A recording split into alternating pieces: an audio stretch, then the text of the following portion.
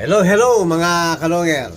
So magandang araw po mga kalonger. So meron tayong papakitang ibon na galing ng Sorsogon mga kalonger. May nakahuli po sa ibon natin. Ito at tinawag sa atin mga kalonger dahil nga nakita yung singsing ng ibon natin at napapanood tayo. Tapos yun, piniem tayo mga kalonger. So ito po, papakita natin yung ibon kung anong ginawa sa ibon natin mga kalonger.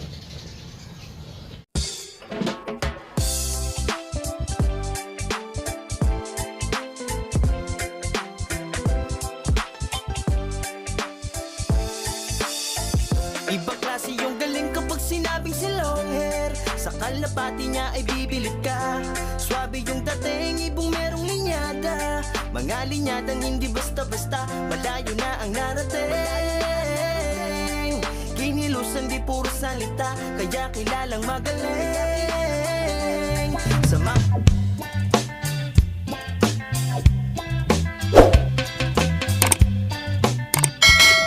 Hello mga kalonger. So eto na po yung ibon na ang ginawa natin mga kalonger. Pinarider ko po dahil ang ibon natin nahuli sa Marilao, Bulacan mga kalonger. Ayan po oh.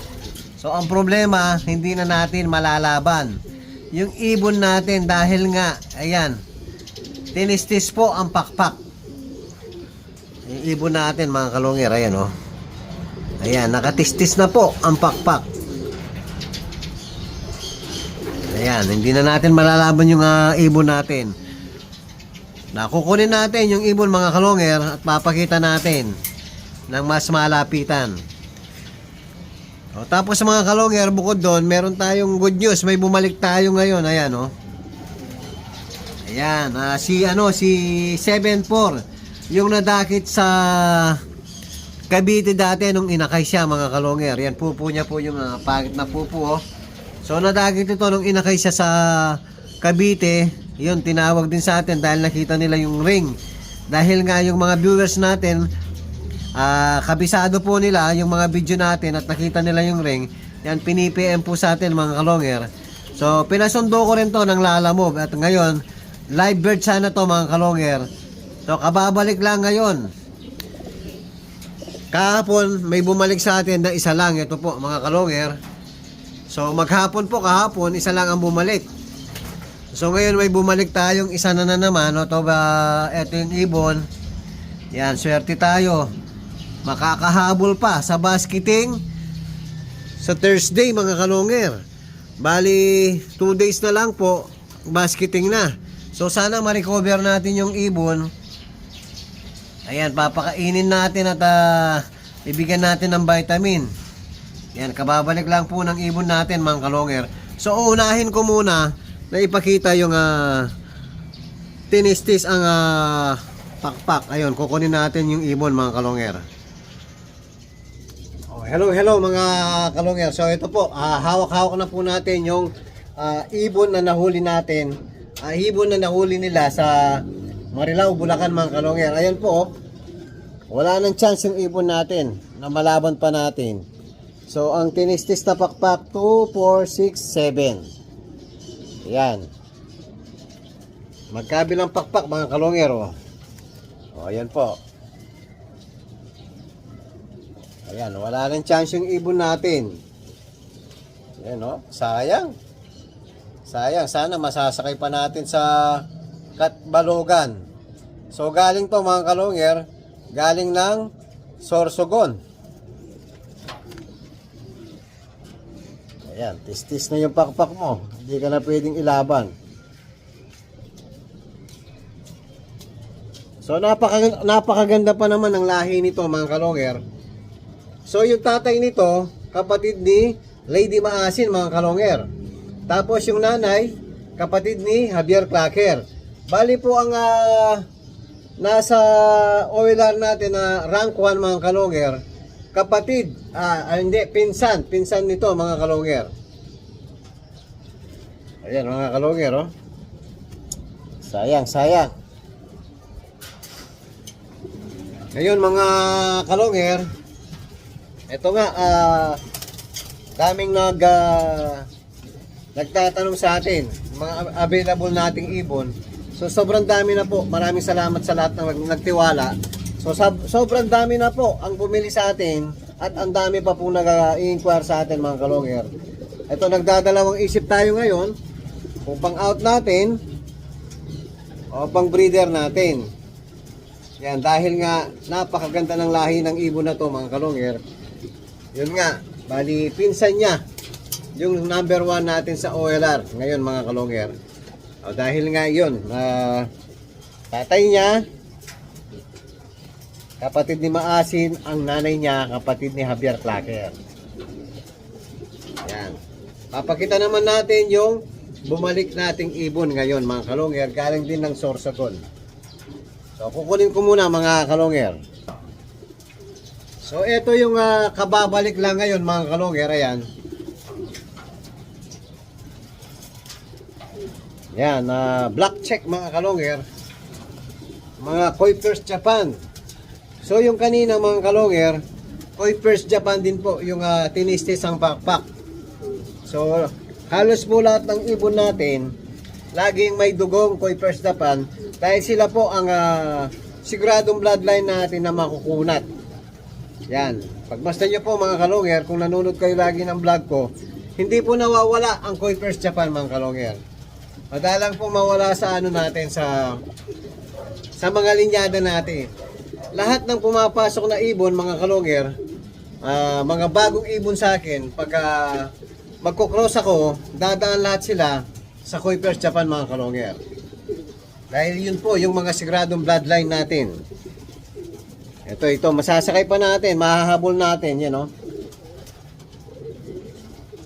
Yan, yahabol natin sa Thursday, may 2 days pa tayo. Hindi ko na palilipa rin to mga kalonger. So, pahinga na lang ng 2 days. So, hindi nalilipat to mga kalonger. Para makapag-relax at makahabol sa basketing sa Thursday, yung ibon natin. Dahil malayo na po, Katbalogan na. So, meron pa tayong isasakay. Pangalawa to. Bali, naging dalawa. Sana may bumalik pa. Pero ang problema mga kalonger, sakaling may babalik man bukas, so parang alanganin na po na isakay sa Thursday dahil isang araw na lang ang pagitan. Last pag na sigurado yung ibon mga kalonger. Medyo mahihirapan na po tayo na i-recover ang ibon.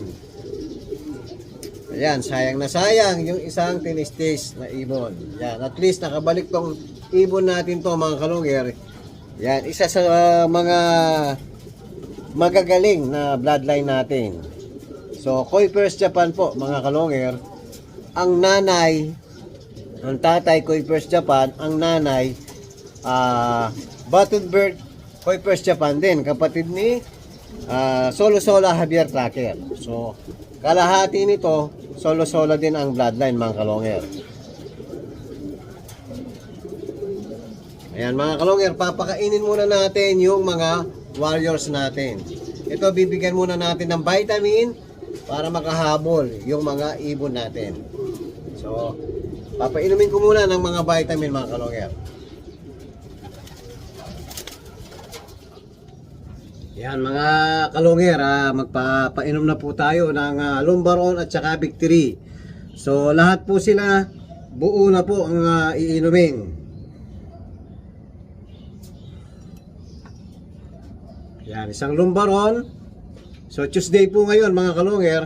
Tapos, dahil Webis ang basketing, so, Miyerkules at saka Thursday, basketing day, magkasunod po yung magic beans natin. So, dahil po 3 days na sa track yung ano natin, mga ibon natin, kailangan meron panlaban sa stress yung ano natin, sa biyahe. So, ito yung isa-isang bumalik kahapon. Yan. Ngayon, may bumalik pa tayong isa.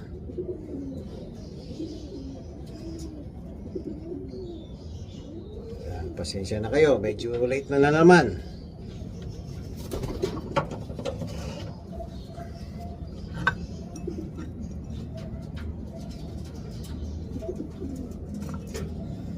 Ayun mga kalonger. Yan. Papainumin muna natin lahat. Yung mga warriors natin.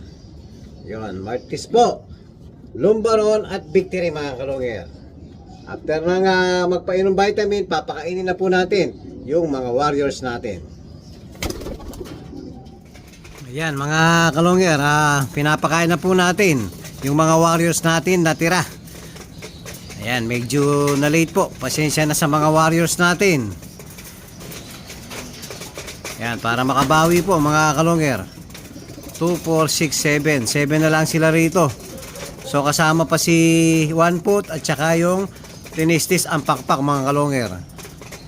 So ang panlaban natin, bali 3 BBC tsaka 2 TFA kosa na lang. Ubos ang mga ibon natin.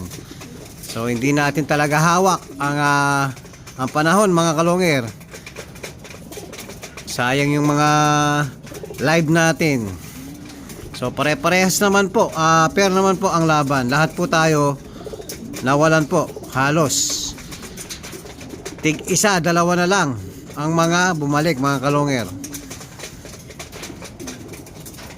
O yan po yung update natin sa mga warriors natin ngayon mga kalongger. Yan po, at kung bago pa lang kayo sa aking channel, huwag kalimutan mag-subscribe, like and share, at pakipindot na rin po notification bell, pati na rin po yung all para updated kayo sa mga bagong video natin. So yun lang po mga kalongger, maraming salamat po, keep safe and God bless.